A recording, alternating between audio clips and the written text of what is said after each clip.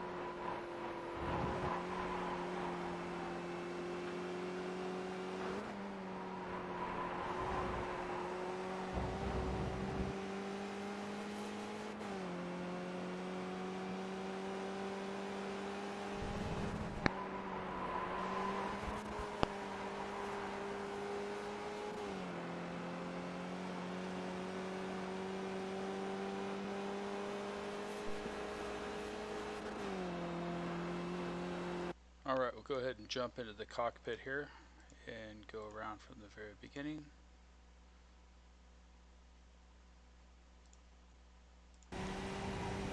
I will leave up the inputs down here so you can kind of see what I'm doing on here. So coming up, I'm trying to come up, staying off to the left over here. I'm looking at this 100 marker up here. Kind of as I go by that, I get on the brakes just a little bit. I'm trying to point the car kind of straight out this way until I get the car slightly slowed down, and then I'll start to get that little bit of turn in. Just I always look right, just kind of past that mark right there is where I'm trying to get off the brakes. get that turn in, and then trying to get full throttle, at least coming onto the throttle as I come to that apex, getting full throttle right at the apex, driving you all the way down. You can come out and use almost all of this green side, and even I think you can even touch the sand a little bit without getting an off track here. Uh, so that's going through, turn one. It's very tricky. There's a lot of time in there. You'll see, you'll sometimes get it, you sometimes won't. You'll see times, fluctuate by, 3/10 in there. Uh, Even once you get it, until you kind of get consistent at it, and it's a very tricky turn just because the track's falling away from you and you can push way out, but then you catch grip. It takes a lot of practice in there. Just make sure you use all the track when you're doing the entry on there. As you come up here, I'm staying way to the left. I'm actually looking at that 50 marker, and probably just right before that 50 marker, I start the turn of the wheel. So you see that wheel starts to turn right before the 50 marker, and then I'm getting on the brake super quick, also downshifting. I'm trying to point the car almost like right over here, so I'm pointing mid corner, even kind of a really early turn in. I carry a lot of speed, and I just drag that brake through here. Have a little bit of throttle on there, and I'm coming back and I'm getting full throttle almost before you can see I kind of get close to the apex right there. I'm going full throttle already way back here, and then I'm just shooting out, only unwinding enough to not feel like I'm scrubbing any speed. That's going to get you, really quick through that corner. You can carry a lot of speed. You can track out further than there. I was playing with it a little bit on this session, and I think staying in a little bit tighter was just about as fast for me. I'm sure I'll take a little bit slightly different line, or come in a little bit faster, go out a little bit, and maybe be able to make up a little bit of time there this week. As you're coming down into this is turn 3, which is Graham Hill. You want to stay track out way out to the right. This corner I do struggle on. You want to get the right tires all the way out onto the grass green. I've got a little bit more room. I'm always nervous because it seems like every single time I take a little bit more and at my turn in, I'll lose that rear end. Here I turn in slightly earlier than I usually do and take a little bit more curb. But you can see as soon as I get over to the side, I'm getting a little bit on that brake, and then I'll start coming off that brake right up here. So my brake is off before I hit it, and I'm going to start getting on that throttle. Like I said, I didn't get an off track on here, but I'm just about to have an off track. That's really close, but I'm full throttle. Right as I hit that apex, I'm getting a full throttle, tracking out all the way out to the right, and you can use almost all of this grasscrete out here. It comes way out to here before you get off track. You just want to get back on the track before the end here, and it's kind of where that double wide white and yellow stripe is. As long as you kind of come diagonally across that, you'll be okay. We're going to go full throttle. Just kind of shoot straight down here. Get way off to the right. I usually get the tires over here. I don't think I necessarily need to with the way that I do this turn. But this is a critical turn because it leads to the what they call Hawthorne Bend, and it's just a long straight. I've noticed on just on this that I've picked up a little bit of time through the corner on my optimal. So you'll see as I come through here, I'm coming around. I'll get a kind of what I call kind of a heavy brake, and then I just kind of trail it off, stay to the right. Car starts to rotate, and then I'm getting back on that throttle, going full throttle way back here. You can see I'm starting to get on the throttle way back here, full throttle way before the apex. Again, I take a little bit too much curb here, which means I could have gone a little bit deeper most likely, and carried just a little bit more speed through this corner, just a little bit faster. But you want to track all the way out, unwind, track all the way out to the right, and then just shoot down this back straight. Stay to your right, and then do a straight line to your far left side. This is going to bring you into Hawthorne's Bend, turn 5. You'll see that there's not a whole lot of brake. It's kind of a lift on here, a downshift, and going back to full throttle. So there's nothing special about that corner. You just need to, tires have to be warm. You're going to come into it, you're going to lift that throttle, get the little bit of tire rotation, do a downshift, and then get back on that throttle. I could have got on the throttle, I think, a little bit sooner there, been a little bit faster through there. Next, you're coming down into Westfield Bend. This is turn 6. I'm looking at that 50 marker right there. I'm going to try to drag the brakes a little bit. You can even sometimes, I feel I can get like that fast gas release and get rotation on the car and not even have to brake, but it's really skating it because I'm starting almost off track on the left when I do that, and I almost off track, or I get a pretty good line on the right hand side. Don't off track at the apex, but on the when I track out, I get really close to off track. So here I kind of just drag the brakes just a little bit. Then I get back on the throttle again before I'm going to be full throttle before I hit this apex. But look how much of this curb you lose in there. I'm using, my half my car is, my center of my car is right down that curve. You'll see how much I track out here. It's not a whole lot. You can track out all the way out on this grasscrete. I don't necessarily find it faster, and it might be just because you cover more track, even though you can go, you have a higher speed, but you have to cover all the way out to here, then you have to come all the way back in there. So I find this pretty good line through here. Shooting down here, going through Dingledale, and then we come up to Sheen Curve, which is turn 7. This is just going to be little brush of the brakes just to get the front tires to sit down, and then I'll make that turn. Back end was going to slide out, and watch where the front of the car goes. I'm aimed right here. It's going to push me slightly out. I'm getting back on the throttle already here, and I'm full throttle right at that apex. I guess just past that apex. You can get full throttle before that. You can use a whole lot of this curb without getting off track as well. You track out. You'll track out pretty far out here. Be careful, if you go too far out here, your rear end's going to start to want to come around on you, so be ready to catch it with a sharp left-hand turn.